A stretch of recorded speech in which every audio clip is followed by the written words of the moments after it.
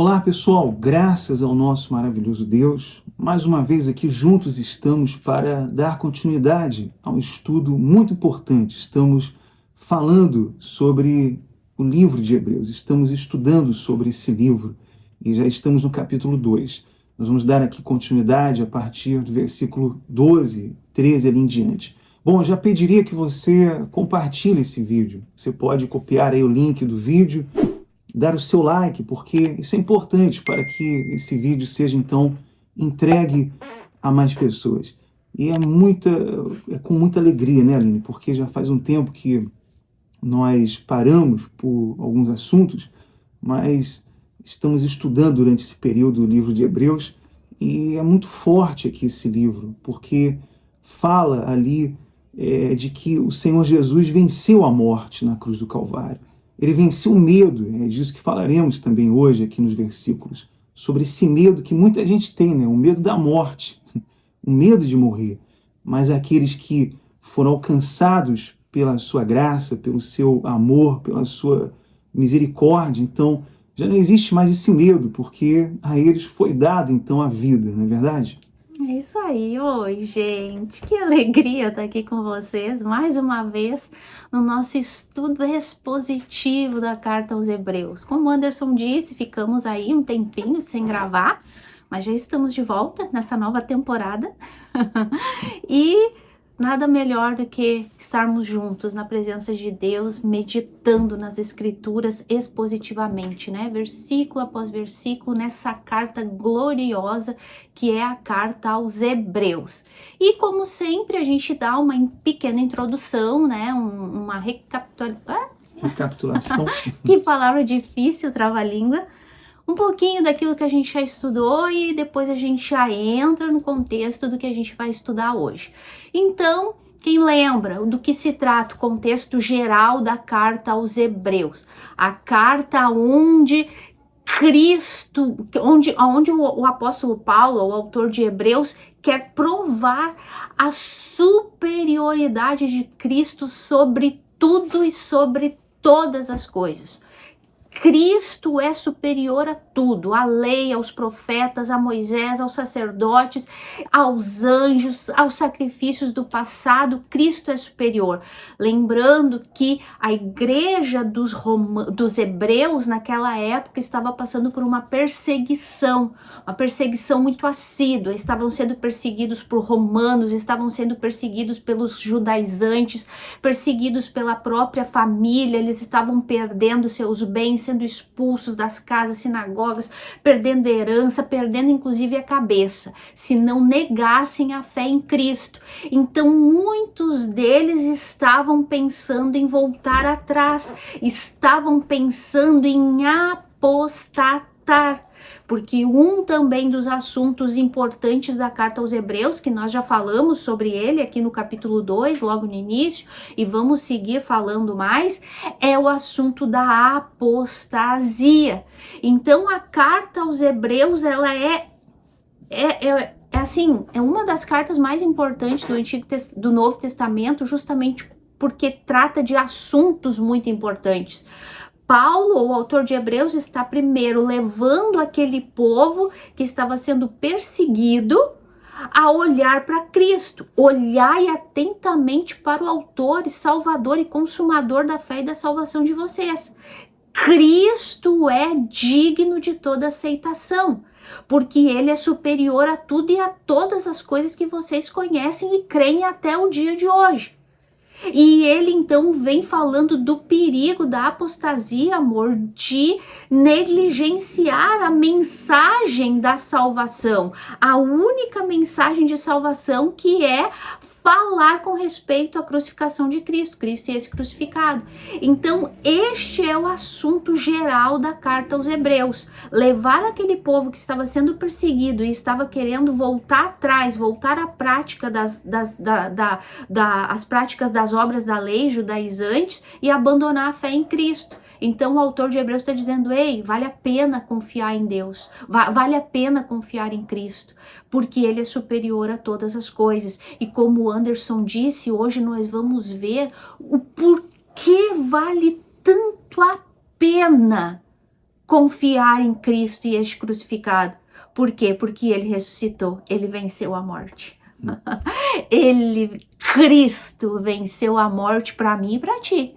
Venceu a morte, em primeiro lugar, espiritual, e nós vamos falar muito sobre isso. Para quem me conhece sabe que eu amo falar sobre isso, sobre a morte espiritual que herdamos de Adão, dessa morte que Cristo veio nos resgatar, espiritual, e também da morte física e da morte eterna, né? Tanto da morte eterna na condenação no lago de fogo e enxofre. Então, tudo isso nós vamos ver hoje. Fica até o final que vocês vão se maravilhar. Tá bom, meus amores? Então, vamos lá. Eu vou ler o texto, né, amor? E daí depois tu vem explicando, né? A gente vem conversando um pouquinho. Vou pegar o contexto, tá? Vou ler a partir do versículo 10, mas nós vamos focar mesmo a partir do 14, porque no último vídeo a gente já estudou um pouquinho sobre o 12 e o 13. Então diz assim: porque convinha, Hebreus capítulo 2, a partir do 10. Porque convinha que aquele por cuja causa e por quem todas as coisas existem, conduzindo muitos filhos à glória, aperfeiçoasse por meio do sofrimento o autor da salvação deles. Pois tanto o que santifica como os que são santificados, todos vêm de um só. Por isso é que ele não se envergonha de lhe chamar irmãos. A gente viu isso muito no vídeo anterior. Dizendo: a meus irmãos declararei o teu nome, cantar-te-ei louvores no meio da congregação. E outra vez, eu porei nele a minha confiança. E ainda diz: eis aqui estou eu e os filhos que Deus me deu. E aí o 14 que nós vamos estudar a partir de hoje, diz assim: visto, pois, que os filhos têm participação comum de carne e sangue, destes também ele igualmente participou, para que por sua morte destruísse aquele que tem o poder da morte, a saber, o diabo, e livrasse todos que pelo pavor da morte estavam sujeitos à escravidão por toda a vida, pois ele, evidentemente, não socorre a anjos, mas socorre a descendência de Abraão. Por isso mesmo convinha que em todas as coisas se tornasse semelhante a seus irmãos, para ser misericordioso e fiel, sumo sacerdote nas coisas referentes a Deus, e para fazer a propiciação pelos pecados do povo, pois naquilo que ele mesmo sofreu, tendo sido tentado, é poderoso para socorrer os que são tentados. Amém. Ai, só ler já é glorioso, né? Agora imagine explicar isso aqui.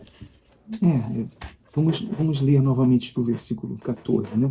Visto, pois, que os filhos têm participação comum de sangue, de carne e sangue, destes também ele igualmente participou, para que por sua morte destruísse aquele que tem o poder da morte, a saber, o diabo.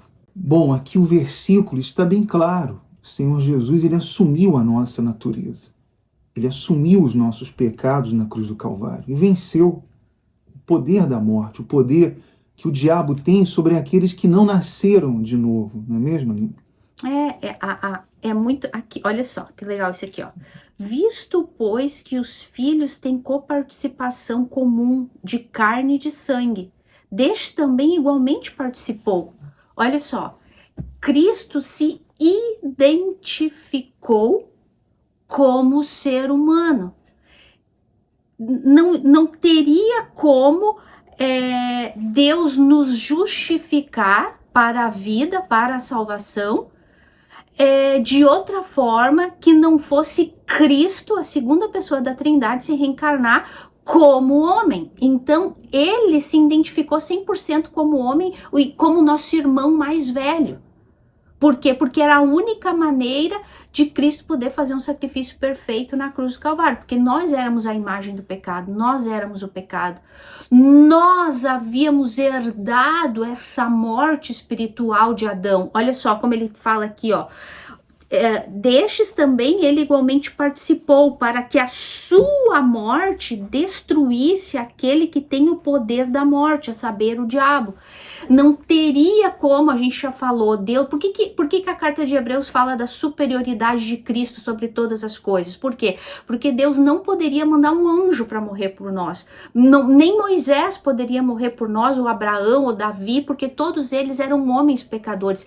Cristo, Deus encarnado, era o único perfeito para vir fazer isso. Mas ele tinha que se identificar com a imagem do homem pecador. Porque se nós, como pecadores, éramos o alvo da ira de Deus para condenação, então o alvo da ira de Deus para nossa salvação tinha que ser também um homem. Por isso, ele se identificou 100% em carne, sangue e osso. Gente, a gente precisa começar a entender... Ele nunca foi carne e osso ali, ele nunca foi carne e sangue, né? Mas ele adotou essa natureza, né? Para sofrer no nosso lugar. Cristo era o Filho, o Espírito, estava, segunda pessoa da Trindade, estava no céu com Deus e com o Espírito Santo, mas ele encarnou em forma do homem pecador, porque a única maneira de salvar pecadores era se tornando um homem. Né? Então, por isso ele se identificou 100% como a gente. Cristo foi 100% carne e sangue. Ele foi homem, como eu e como tu. E a gente precisa começar a entender isso. O tempo que Cristo ficou na terra, ele não era um espírito. Ele era homem, como eu e como tu, de carne, osso, sangue. Comia, bebia, dormia, cansava. Enfim, era homem. Ele se identificou. E por isso ele pôde realizar o sacrifício da morte, ele pôde morrer no nosso lugar, para destruir o poder da morte, para destruir, como diz aqui, ó, aquele que tem o poder da morte, a saber, o diabo.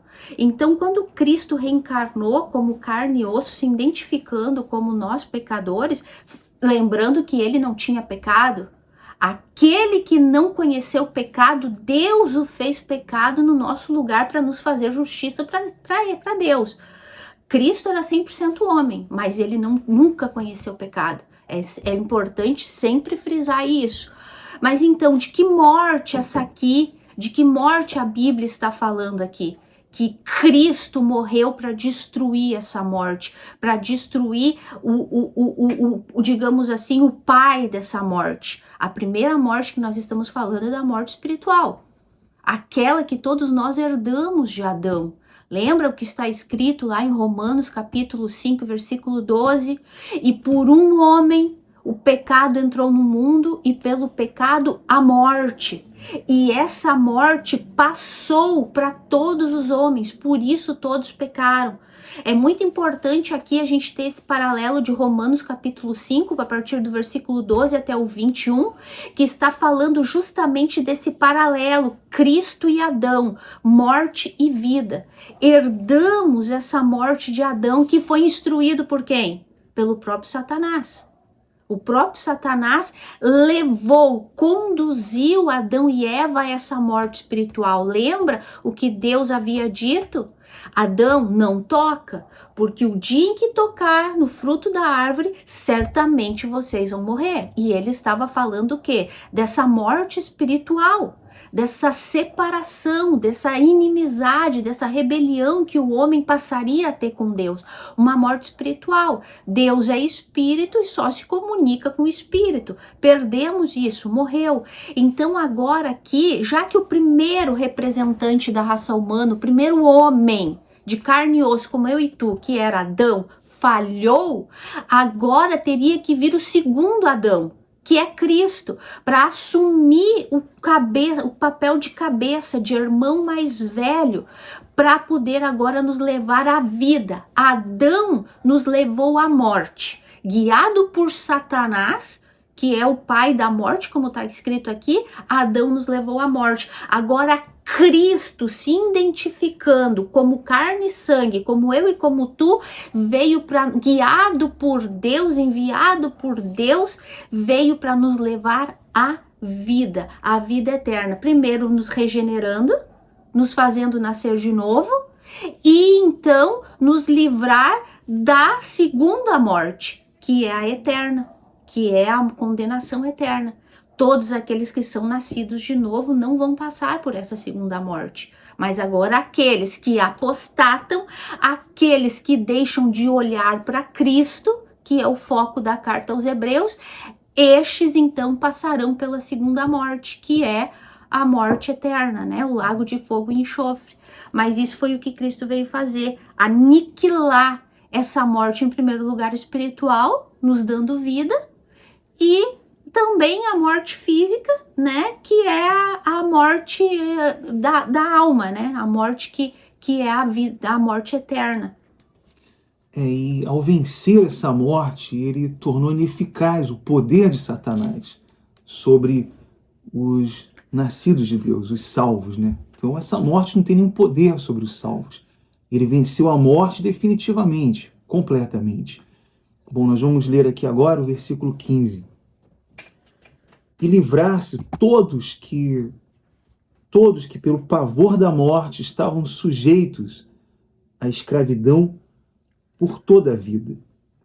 Então, como nós falamos, essa vitória, então, libertou os nascidos de novo, os que foram salvos.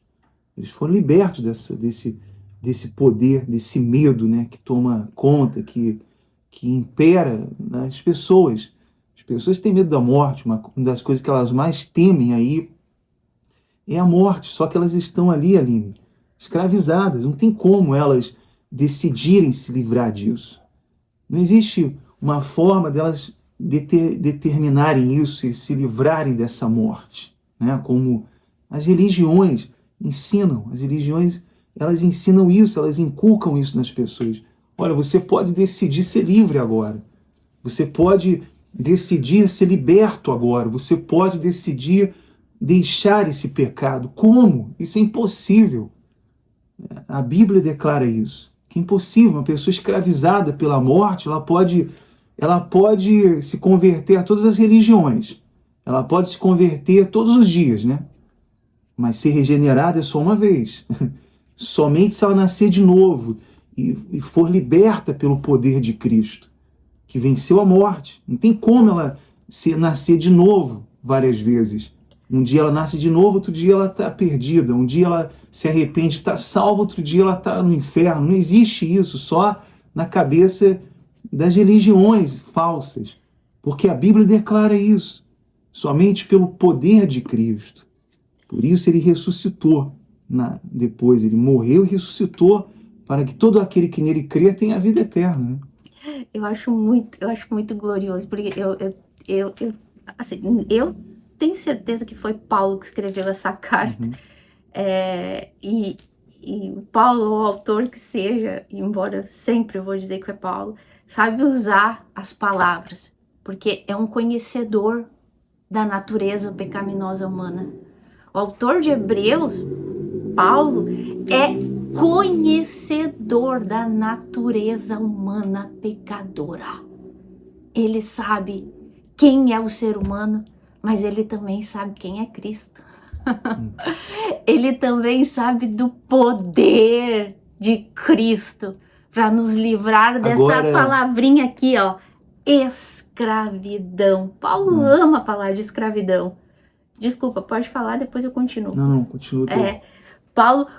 Paulo, se tu for olhar todas as cartas de Paulo, ele faz questão de falar que nós, seres humanos, somos escravos da nossa natureza pecaminosa. Somos escravos do pecado, somos escravos da nossa vontade, somos escravos do medo da morte.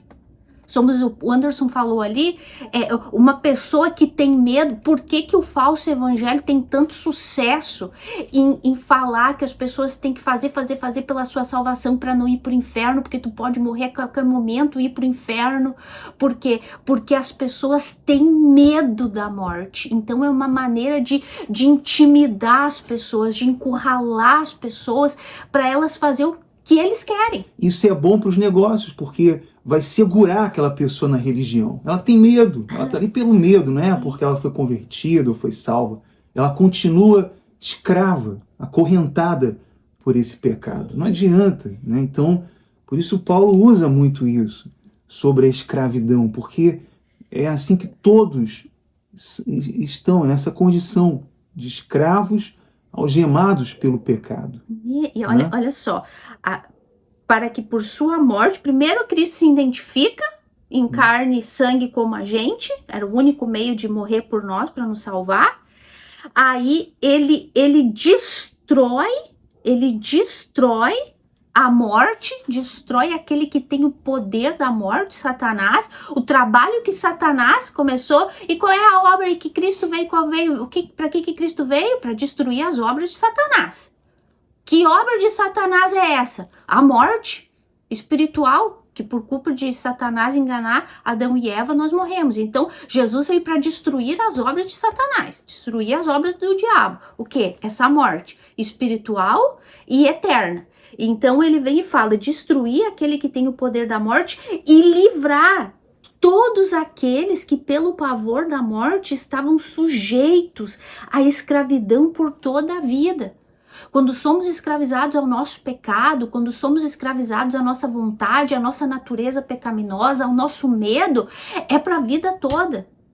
É um medo constante, é um medo, é uma incerteza, o que vai acontecer amanhã, mas e se isso, e se aquilo, e se eu não fizer isso, e se eu fizer aquilo, mas e isso, e se, é um medo constante. As pessoas têm medo, ficam planejando, tá, mas e se eu fizer isso, se eu não fizer aquilo, as pessoas sempre pensando na morte, e é herança, e é testamento, e é sempre pensando o que eu vou deixar e o que eu não vou deixar, e o que vai ficar, e é conta disso, é conta daquilo e tal. Sempre uma preocupação, porque essa é a natureza pecaminosa do ser humano.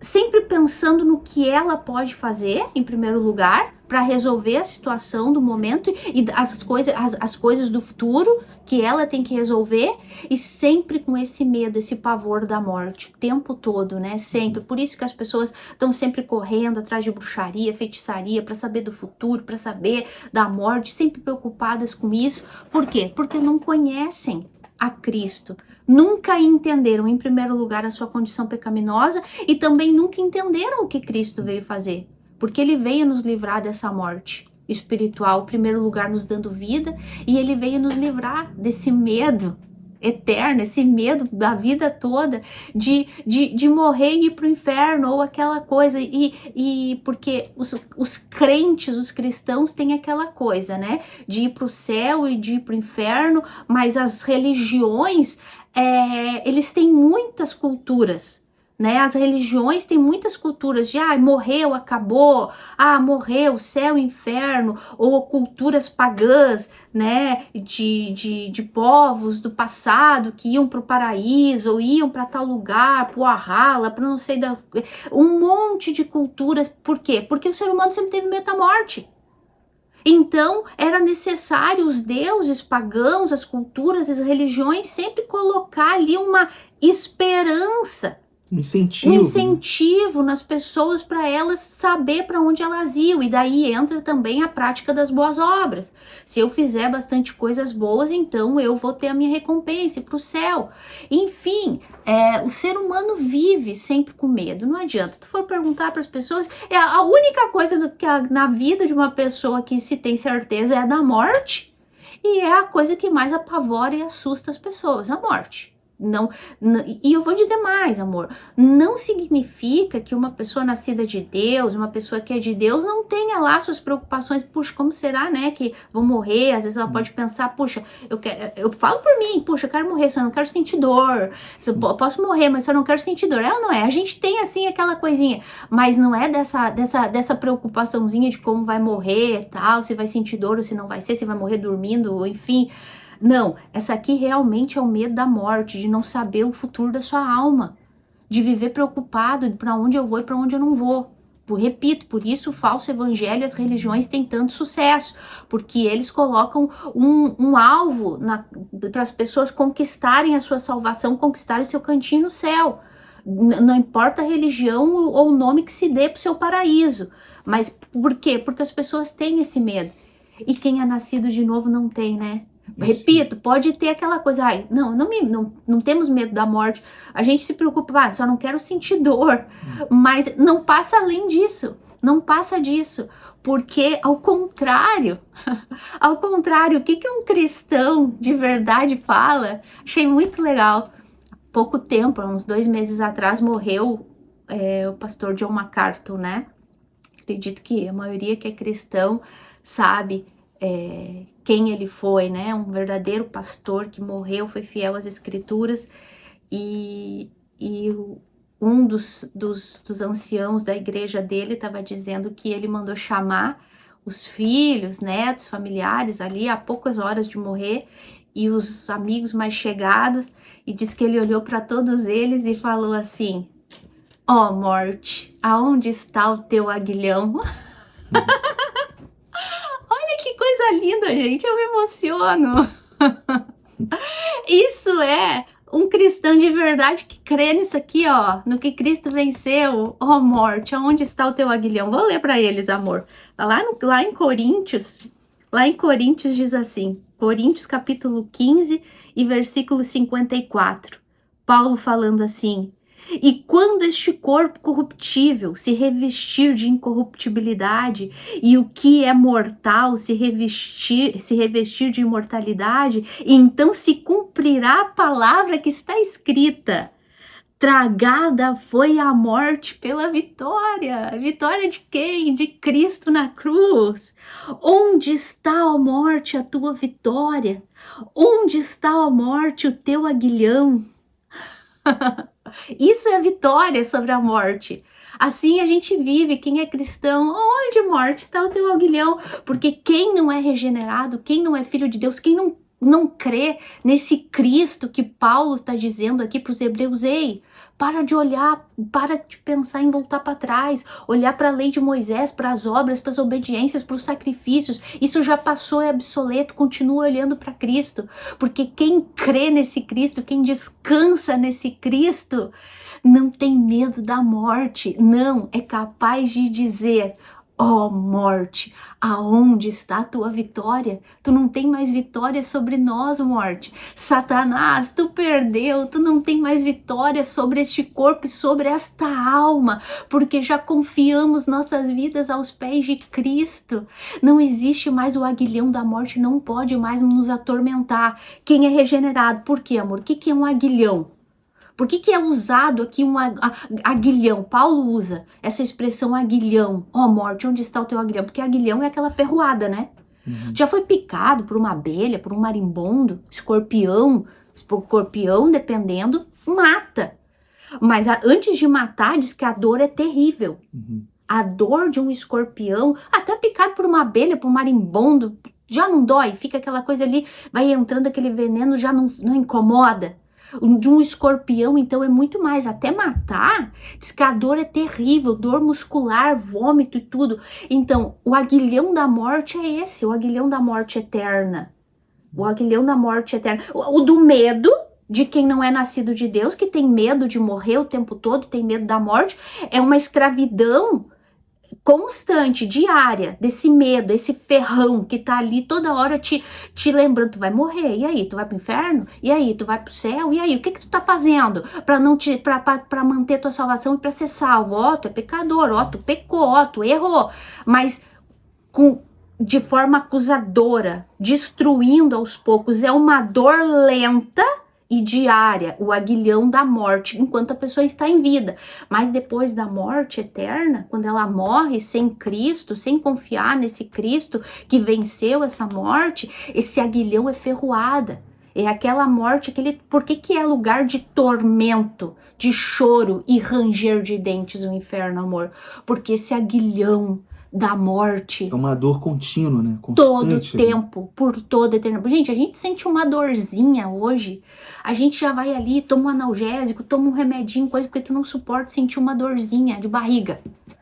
Agora vocês imaginam essa dor constante que a pessoa que não tem Deus sente a vida toda, sempre com medo da morte, ao ponto de ela ser capaz de se submeter à escravidão de um falso evangelho e de falsos ensinamentos para tentar amenizar esse medo, essa preocupação da morte.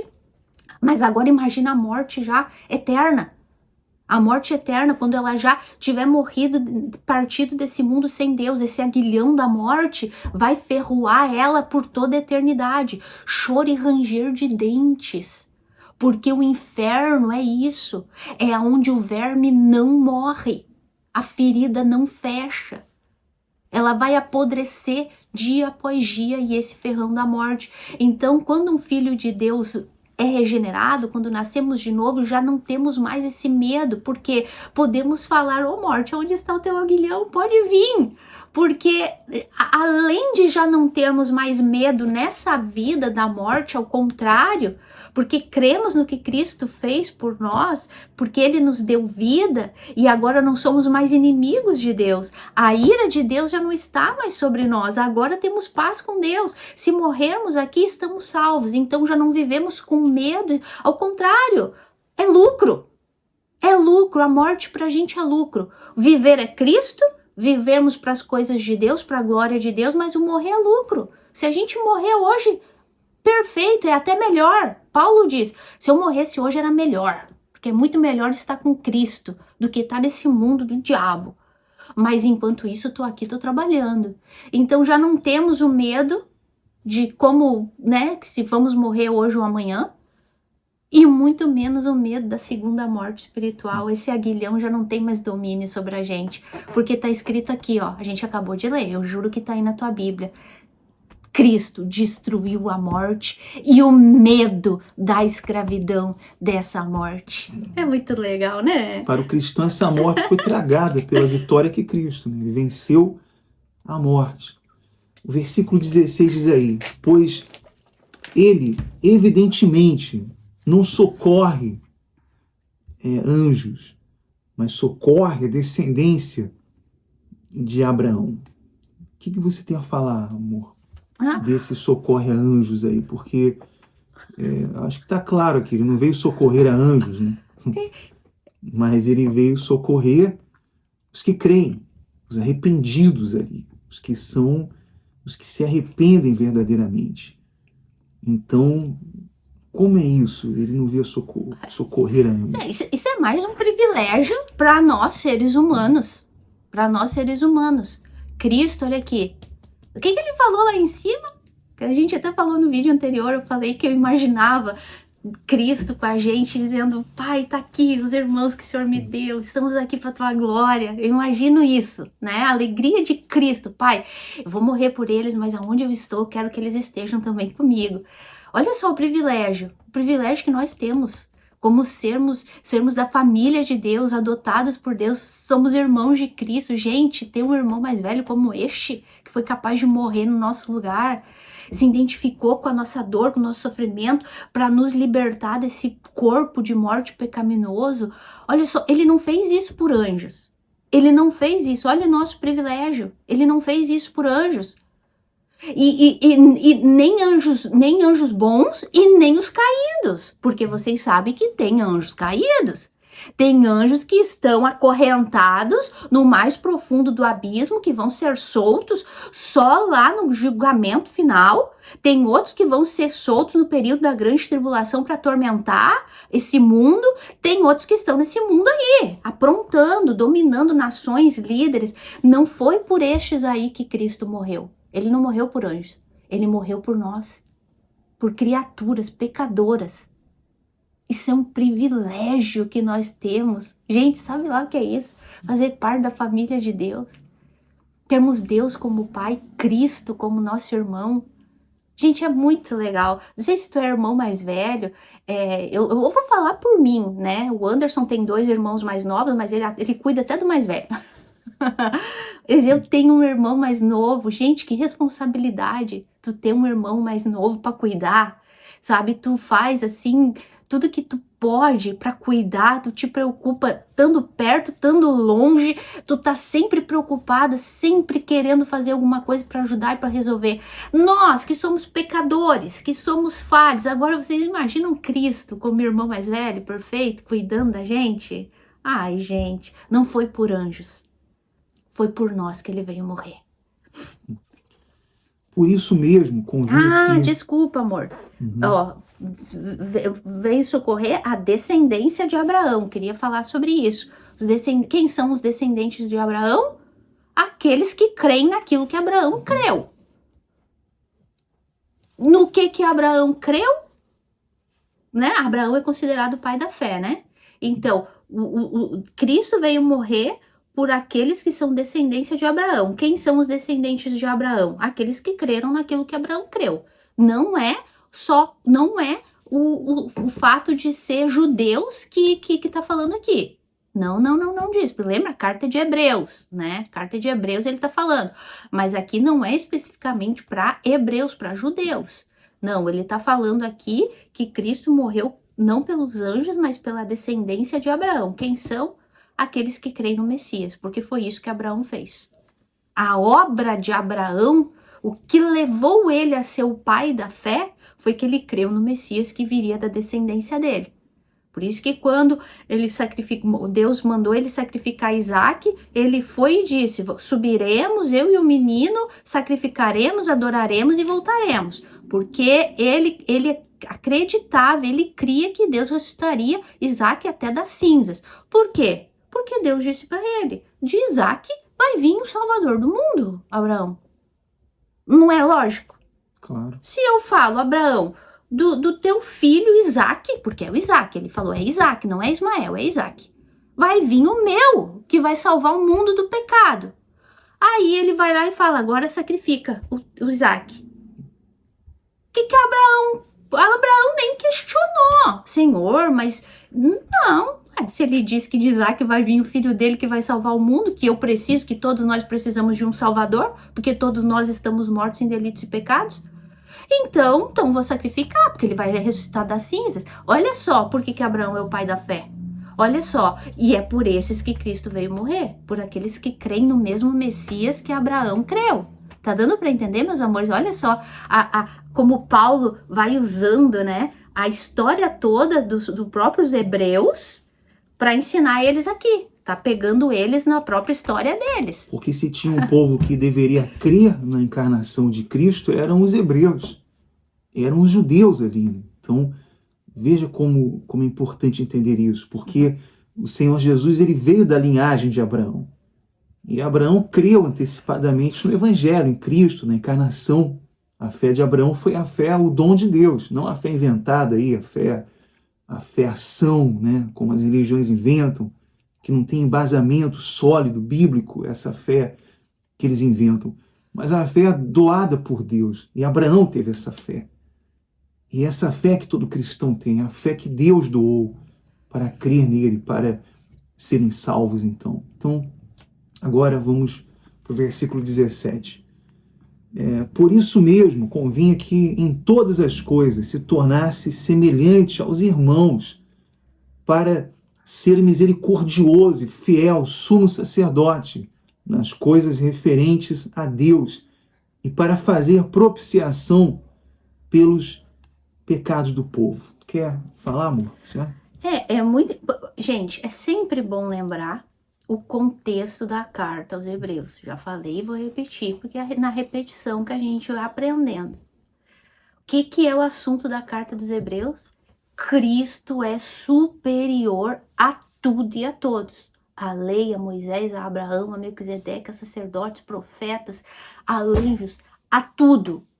Tudo. Cristo é superior, por isso convém crer em Cristo. E agora aqui ele vem e fala, por isso convinha que em todas as coisas se tornasse semelhante aos irmãos, para ser misericordioso e fiel sumo sacerdote. Veja bem, Cristo se identificou com a gente, com a raça humana, com a gente. Então por que eu vou colocar a minha fé na lei de Moisés? Por que eu vou colocar a minha fé em Abraão, nos profetas do passado, nos anjos, nas coisas nos sacerdotes? Porque se Cristo foi quem se identificou com a gente, foi ele que se identificou com a gente, não foi Abraão, não foi os anjos, não foi Moisés, não, nada. Foi Cristo que se identificou, foi ele que se tornou aqui, ó, semelhante a gente. Tá dando para entender? A jogada estratégica de Paulo, sábio, guiado pelo Espírito Santo. Ei, Cristo se tornou semelhante a gente. Ele fez isso, não foi Moisés, não foi anjos, foi ele. É neles que vocês têm que confiar. E olha só, e era necessário mesmo, convinha que ele se tornasse semelhante a gente para ser misericordioso e fiel sumo sacerdote nas coisas que se referem a Deus, para fazer propiciação pelo nosso pecado. Era preciso que ele, como homem, porque ele não morreu como Deus na cruz, ele morreu como homem de carne e sangue, sentindo a dor na pele. Era necessário que ele sentisse a nossa dor, sentisse a dor da traição, sentisse a dor do abandono, sentisse a dor do desprezo, sentisse a dor da ironia, sentisse a dor da vergonha, a dor de ficar nu, a dor de ser desapontado, de ser abandonado pelos seus amigos, pelos seus discípulos, tudo. Era preciso que ele sentisse todo e qualquer sentimento que eu e tu sentimos. Às vezes as pessoas pensam assim, ninguém sofre como eu, ninguém passou por essa dor maior do que eu, ninguém sofreu mais do que eu. Ei, teve um que sofreu muito mais do que eu e tu. Cristo aqui, ó. Era necessário. Por quê? Porque ele sofreu todas as dores, todas as decepções, todas as traições possíveis, em todos os âmbitos, de todas as formas. Às vezes eu e tu passamos por um ou outro probleminha, o fulano ali passa por outro diferente do nosso, ele passou por todos.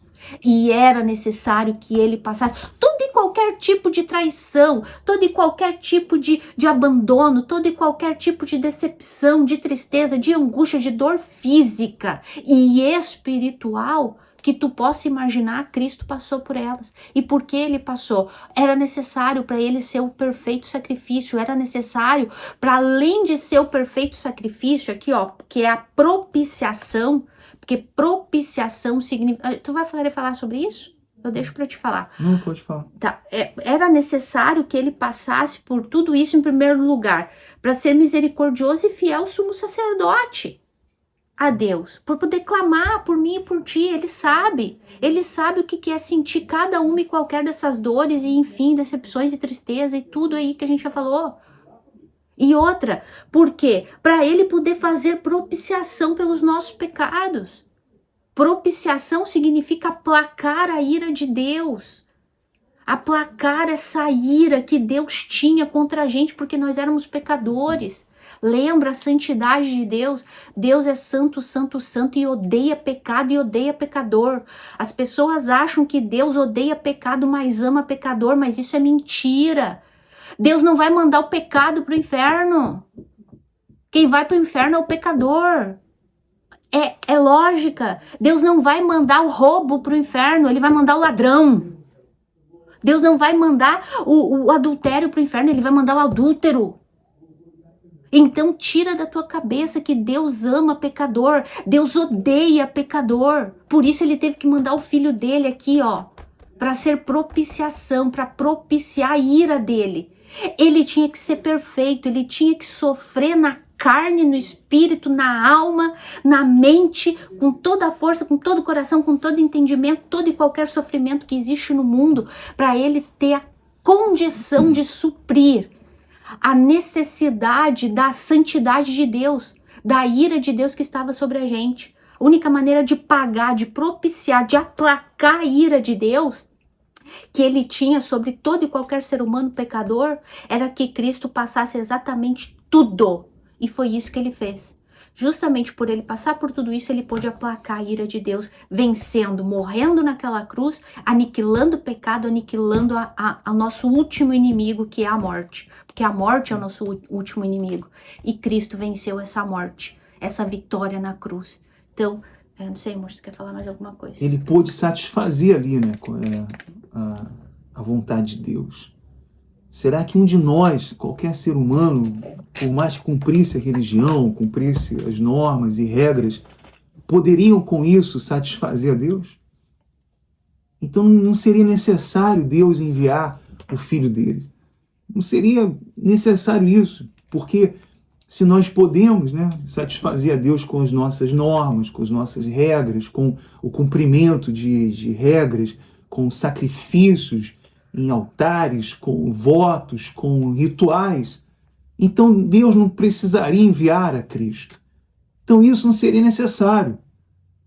Então essa conversa mole das religiões de que faça isso para obter a vida, faça aquilo para ter a salvação, se batize para ser salvo, porque a salvação não foi oferecida nas normas e rituais, ou no batismo, não, ela foi oferecida em Cristo. Ele satisfez a Deus. Ele morreu na cruz e substituiu os pecadores desse mundo. Então é isso, é simplesmente isso, mas foi o que Jesus falava ali antes, quando você falou ali dos Hebreus. Jesus sempre questionava dizendo, vocês não leram isso? Vocês não entenderam isso, a encarnação? Vocês não entenderam que sou eu, Cristo? Vocês não entendem nada, vocês são especialistas e falam da lei e ensinam sobre Deus, mas você não entende nada, né? E eles deveriam ser os primeiros a entender isso. E as pessoas não entendem porque estão cegas, estão mortas espiritualmente. Né? É que o povo judeu, porque que é isso que tu falou, eles eram os primeiros que deveriam entender. Por quê? Porque para eles foi dado o ritual do sacrifício, da propiciação. A lei de Moisés foi imposto, Deus impôs temporário, o sacrifício dos animais, o derramamento de sangue, porque sem derramamento de sangue não há remissão de pecados. Então, o povo judeu, o povo hebreu, era o povo do sacrifício. Era o povo que entendia de sacrifício melhor do que qualquer um. Porque eles sabiam que Deus havia instituído aquilo ali como temporário para remissão de pecados, para cobrimento de pecados. Mas temporário, porque eles tinham que crer no Messias que viria, que derramaria o sangue único, perfeito, eficaz, o único sacrifício perfeito e eficaz que era para sempre, que a gente já falou nos vídeos anteriores. Então o povo hebreu era o único povo que deveria entender isso. Que Cristo veio para nos propiciar essa salvação, essa propiciação, esse derramamento de sangue aqui nos livrou da consequência da morte. Ela nos livrou, essa propiciação, essa vitória de Cristo na cruz nos livrou das consequências da morte espiritual. Dessa morte viva que as pessoas vivem nesse mundo, vivendo no seu pecado. Essa identificação de Cristo com carne e sangue, se fazendo a nossa imagem aqui na terra, morrendo no nosso lugar, nos livrou dessa consequência, dessa morte, que é a morte eterna. Então, é bem isso. Esse povo deveria entender melhor do que ninguém, porque eles eram o povo do sacrifício. Vamos lá, versículo 18, né? Pois naquilo que ele mesmo sofreu, tendo sido tentado, é poderoso para socorrer os que são tentados. É o que a gente falou, né?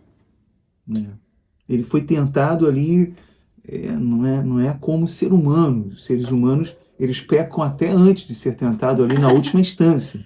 Isso sim. Não, Jesus resistiu toda a tentação. O maior calor da tentação, ele resistiu. Quem poderia resistir, né? Quem resiste à tentação? Todos os dias nós pecamos, nós erramos. em falar, em pensar, em acusar, numa conversa, e pecamos na primeira tentativa, já pecamos. Mas Jesus, ele resistiu toda a tentação. Na maior intensidade da tentação, Jesus resistiu à tentação. Ele sofreu na carne, sofreu aquilo, né, por nós. É muito legal, gente. Olha só, Cristo veio fazer o que Adão não fez. Adão foi tentado e Falhou. Adão foi tentado e falhou. E é só que olha só, olha a dificuldade que o falso evangelho, que as religiões não conseguem entender. Adão falhou e quis depois fazer obras para tentar consertar o negócio e Deus rejeitou. E aí mandou Cristo. Mandou Cristo para que todo aquele que nele crê, confie e descanse na obra dele. Não é o assunto da carta aos Hebreus? Os hebreus estavam querendo voltar à prática das obras, voltar aquilo que falhou, que Deus rejeitou, o sacrifício, quando Adão e Eva quiseram ir lá botar folhinha de parreira. E ele disse, não é do jeito de vocês. Foi lá e matou um animal, derramou sangue, cobriu o pecado deles e botou a folhinha, a pele lá. E aí eles sofreram depois as consequências do pecado, mas enfim, agora o povo prefere querer insistir no erro de querer voltar às práticas da lei, como esse povo aqui de Hebreus, porque é o assunto. E trazendo para os dias de hoje, as pessoas querem voltar à prática dos sacrifícios. Em vez de descansar no que Cristo fez, porque Cristo veio cumprir o que Adão não conseguiu fazer, que não foi ser tentado e cair. Cristo veio, foi tentado e resistiu até o fim. Como até uma frase bem corriqueira que fala, né? Adão foi tentado no paraíso e pecou. Cristo foi tentado no deserto e venceu. Mas ele veio justamente para ser agora o nosso representante, o segundo Adão. Segundo Adão, Paulo faz questão de falar que Cristo é o segundo Adão. Aquele que veio para recuperar o que o outro perdeu. O outro nos matou. Cristo veio nos dar vida. O primeiro Adão falhou, foi tentado e falhou. O segundo veio e foi tentado nas esferas mais terríveis que possa ter existido e ele venceu. Só que ainda assim as pessoas preferem continuar fazendo aquilo que Deus rejeitou, sacrificando, em vez de confiar naquele que veio e venceu a tentação e é fiel e justo e misericordioso para nos cuidar em tudo e nos socorrer. Em vez de descansar aos pés de Cristo e da cruz de Cristo e dessa vitória que Ele nos concedeu na cruz, as pessoas preferem colocar fardos pesados e continuar querendo sacrificar e fazer e continuar sempre com medo da morte e do inferno. Sim. Olha só como é a cegueira espiritual, a morte espiritual. Mas porque as religiões inculcam isso nas pessoas. Ela tem que fazer. A religião do faça isso, faça aquilo. Não, a religião verdadeira é feito está. Cristo fez tudo, né? E não confunda uma coisa com a outra. Então a gente vai ficar de braço cruzado, vai rasgar a Bíblia ali, o Antigo Testamento, não vai fazer nada. Não. O Antigo Testamento, a lei é perfeita, é boa, a lei é de Deus. E ela revela a nossa incapacidade. Somos pecadores, que a humanidade está morta em seus delitos e pecados. E aponta para o Senhor Jesus Cristo, que morreu na cruz, que venceu a morte, que tragou a morte. E então aquele que crê é salvo, aquele que crê no Evangelho, aquele que crê naquilo que estamos pregando. Então não confunda isso com as boas obras, porque se tem alguém que tem que fazer boas obras, somos os cristãos, porque fomos salvos, não para obter a vida, mas porque recebemos a vida. E vivemos gratos ao nosso Senhor. Então, não confunda, né? Existem vídeos aí, a Aline já gravou vídeos falando acerca disso. Mas não queira confundir as coisas, porque para a salvação nós não podemos contribuir em nada. Para sermos salvos, não podemos contribuir. Não somos bons para nada. Ou melhor, temos que ser bons para nos arrepender, né? A carta aos Hebreus foi escrita para isso, Para para provar então, que a gente não pode fazer nada. E até isso, porque o arrependimento vem de Deus. Deus concede o dom do arrependimento. Nem isso vem de vós. Foi o que Paulo afirmou. Pela graça sois salvos, mediante a fé. E isso não vem de vós, é dom de Deus, né? Então, está provado isso. Mas há aqueles sem graça que dizem que Paulo inventou isso, né? Não é, Aline? Aqueles que dizem, aqueles que afirmam que Paulo inventou isso aí. Que a graça não tem nada a ver com a salvação. Que não foi Cristo que instruiu a Paulo. Então, mas quando convém falar de Paulo, ele fala, né?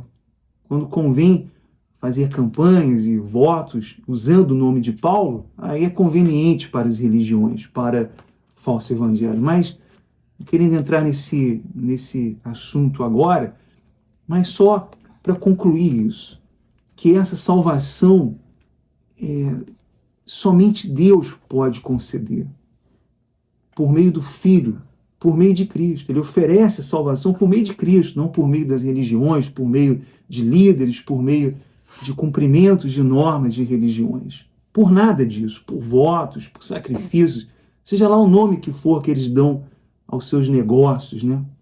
Então, isso não soa bem aos ouvidos deles. Eles odeiam essa graça, porque ela desmantela toda essa pretensão de justiça própria, de que eu possa alcançar a vida pelo meu esforço, pelo meu sacrifício, pelas minhas boas obras. E isso fica aqui desmantelado. Isso aqui cai por terra, não é verdade? E assim, só um parêntese, né? Porque pelo menos ainda os hebreus já estavam sendo condenados aqui, de querer voltar à prática dos rituais judaicos para salvação, né? Já estavam sendo criticados aqui, porque eles disseram que a lei de Moisés e o sacrifício já era obsoleto, lembra? A gente estudou isso no primeiro e no segundo vídeo. Mas a desgraça do evangelho falso dos dias de hoje é pior. Porque eles aqui ainda queriam voltar ao sacrifício de derramamento de sangue dos animais. Sacrifício de derramar para cobrir pecado. Uma obediência antiga ao pacto antigo da lei de Moisés, que já era obsoleta. Mas eles ainda queriam voltar a fazer aquilo que um dia foi válido, temporário, mas foi válido. O sacrifício de hoje, que é dinheiro.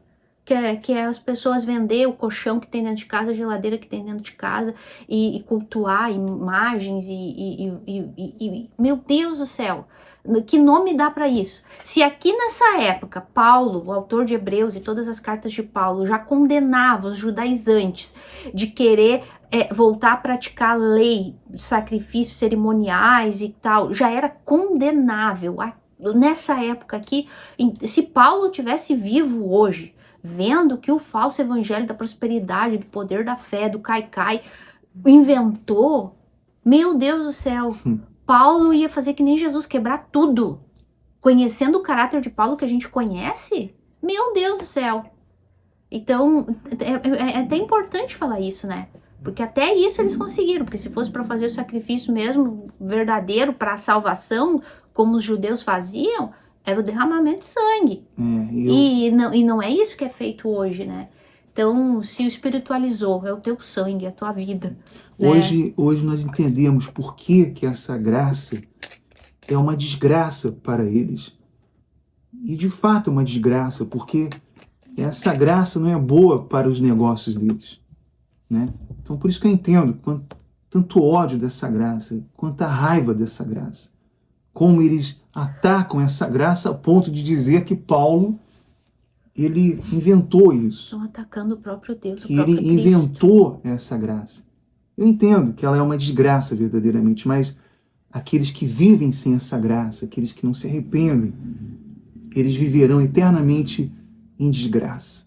E sempre com medo da morte, né, do inferno, por isso sempre fazendo. Poderão ter sucesso nesse mundo, com as suas religiões, com as suas normas, com as suas obrigações, mas eles terão a desgraça eterna por rejeitar, por repudiar essa graça, que é o favor imerecido de Deus, né? Então, bom... Então, só para resumir tudo isso aqui, não foi Moisés que morreu no nosso lugar.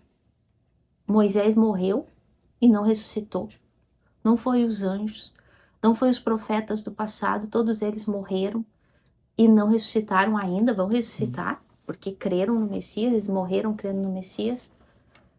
Mas foi Cristo quem venceu a morte. Foi Cristo quem destruiu o poder da morte. Cristo é superior à morte. Quer algo maior que Cristo possa ser superior do que a morte, o nosso último inimigo, aquilo que as pessoas mais temem nessa vida? Então, Cristo é superior a essa morte. Por isso, o autor de Hebreus está dizendo, vale a pena crer nesse Cristo. Vale a pena confiar e descansar nesse Cristo. E deixar as práticas da lei para trás e olhar unicamente para o autor e consumador da salvação de vocês. É muito legal, gente. E para terminar, nós vamos fazer uma oração.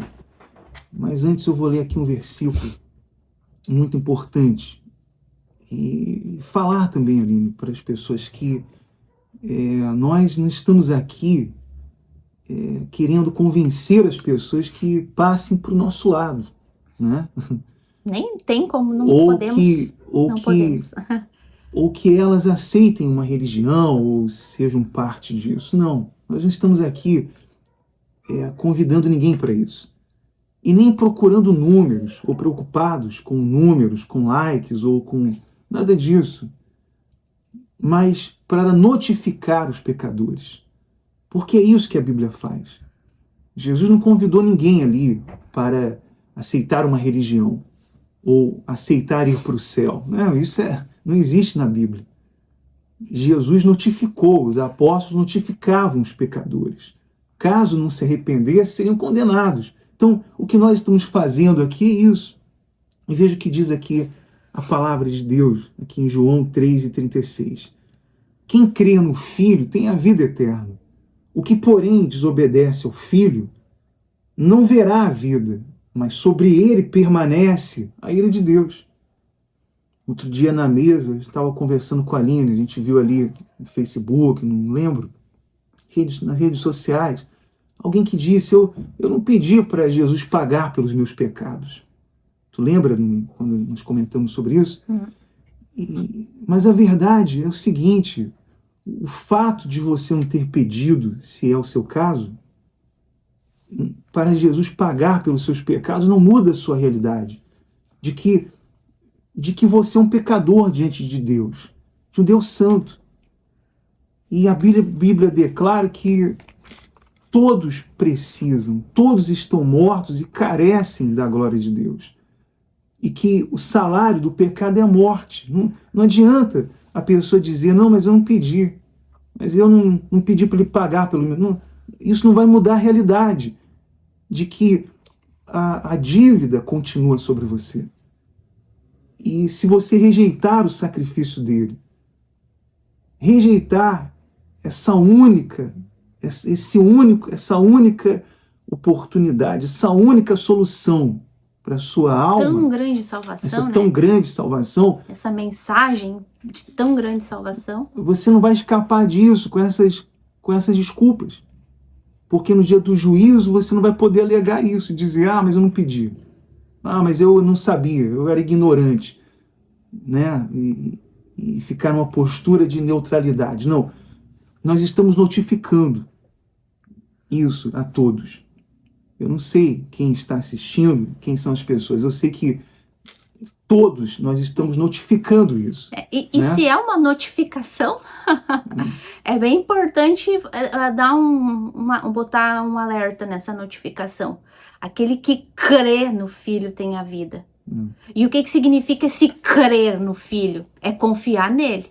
Depositar confiança totalmente nele e unicamente nele. Não nele mais nas minhas obras, nele mais na minha obediência, nele mais no meu sacrifício. Ou então, não, sim, eu creio em Jesusinho lindo, Jesusinho lindo, eu creio, eu já entreguei minha vida para ele. Não, eu fui lá na frente, eu levantei minha mão, eu aceitei Jesus como meu Salvador, Jesus já é meu Salvador, eu confessei com a minha boca que Jesus Cristo é o Senhor. Não é disso que a Bíblia está falando. Não é disso. Isso é o que as religiões ensinam.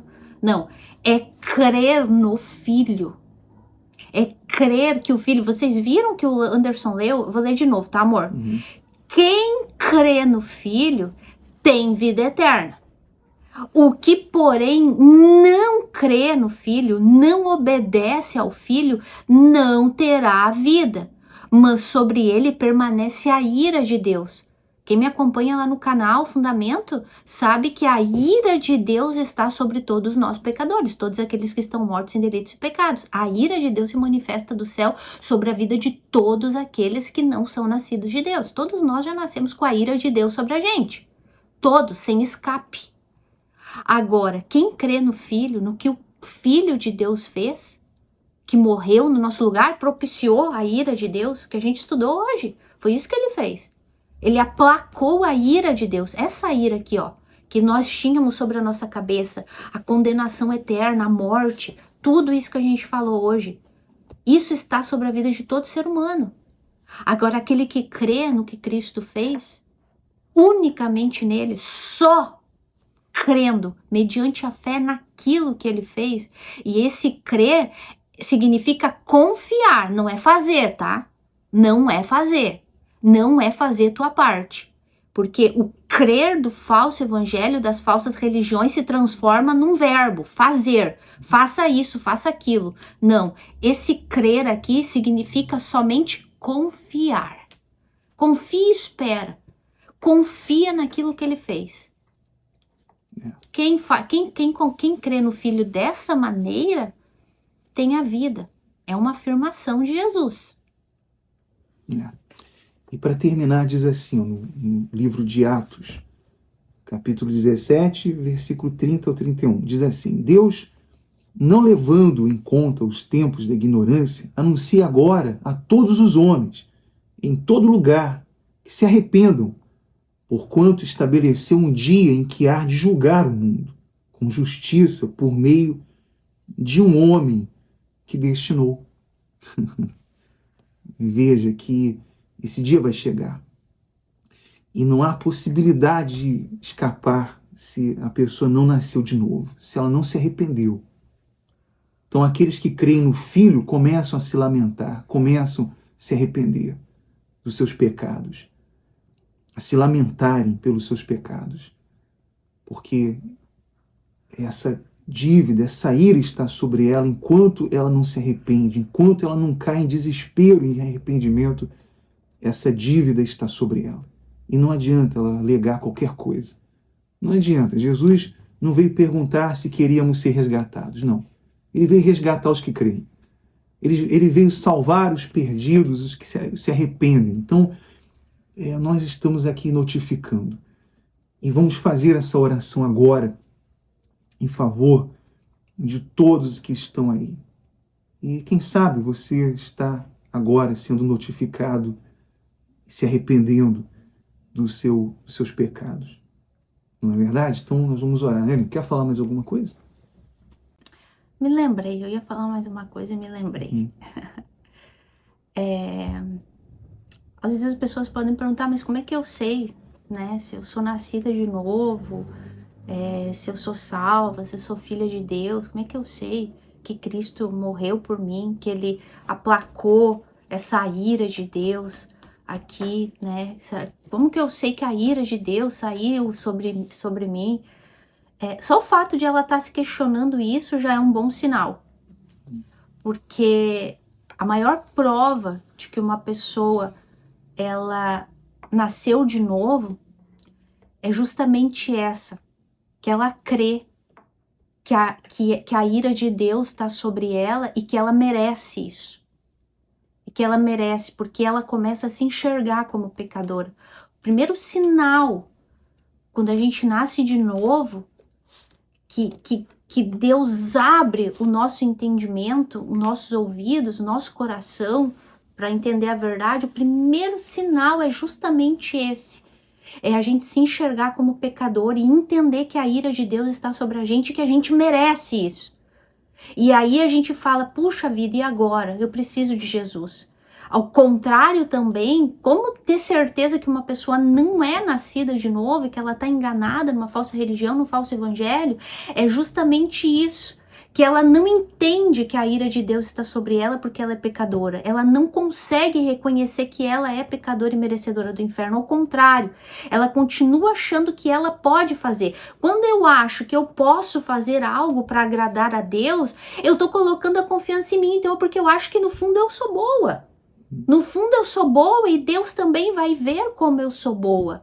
E o quanto eu estou fazendo o meu melhor para agradar a Ele. Vocês estão vendo, meus amores, o que é a diferença? Quem nasce de novo, a primeira coisa que entende é que não é boa em nada. Nunca foi e não é e nunca será. A menos que Cristo realize esse milagre do novo nascimento e nos dê essa santificação para ir nos aprimorando, cada vez mais nos aperfeiçoando. Mas nunca desse lado da história, da vida, vamos ser perfeitos. Essa é a maior prova. O contrário de quem está enganado. Enquanto ela continua acreditando que ela pode fazer alguma coisa, que alguma coisa nela chama a atenção de Deus, essa pessoa não é nascida de novo. Essa pessoa é uma falsa crente. No caso aqui dos hebreus que estavam querendo voltar à prática das obras, estavam deixando de confiar unicamente em Cristo para voltar a confiar no sacrifício deles. O que significa isso? Nunca creram. Nunca entenderam a verdade, então nunca nasceram de novo. Só queria falar isso. É isso aí. Vamos então fazer uma oração por todos, certo? Vamos orar.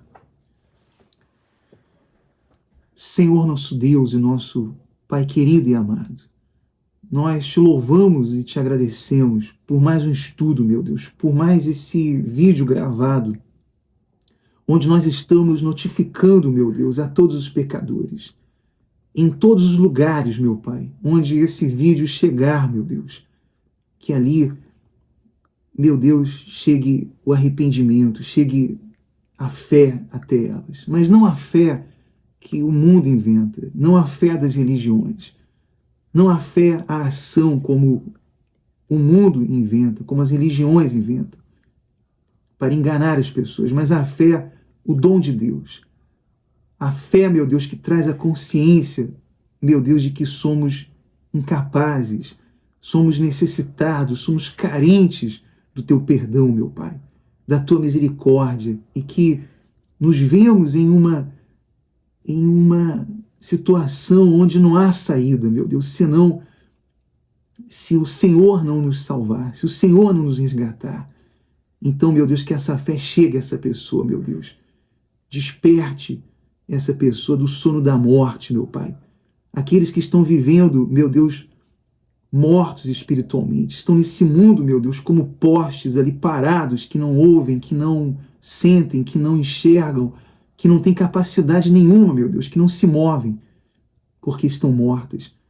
Mas o teu Espírito, meu Deus, quando entra no morto, quando penetra os ouvidos, penetra no coração, aquela pessoa passa a ter a consciência, passa a se enxergar, passa a lamentar pelo seu pecado, pela sua depravação, meu Pai. E é o que nós suplicamos agora e te rogamos, meu Deus, que essa pessoa receba o dom do arrependimento, meu Pai. Conceda a ela esse arrependimento, meu Deus. Nós te pedimos nesse momento, meu Pai.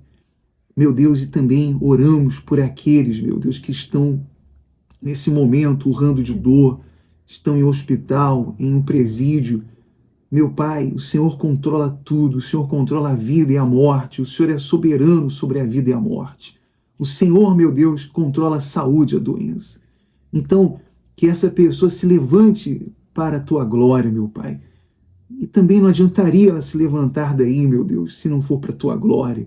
Se não for, meu Deus, para que seja salva, meu Deus, seja confrontada pela tua palavra e transformada. Porque, meu Pai, esse é o trabalho, esse é o nosso trabalho como teus servos. Levar essa palavra para que essas pessoas se arrependam, que essa dor, que essa doença possa contribuir para que ela creia, para que ela, meu Deus, verdadeiramente, meu Pai, seja transformada pela tua palavra.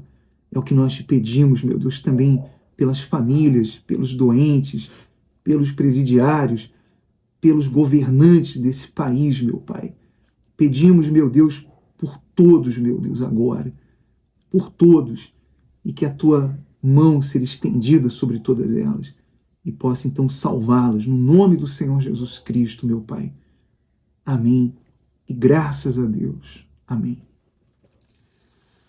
Graças a Deus. Foi um prazer imenso estar aqui com todos vocês, uma grande alegria, e nós esperamos que vocês nos ajudem a compartilhar esse vídeo com mais pessoas. Você pode fazer isso agora, tá certo? Considerações finais, Aline? Tchau, gente. Um forte abraço e até o nosso próximo vídeo.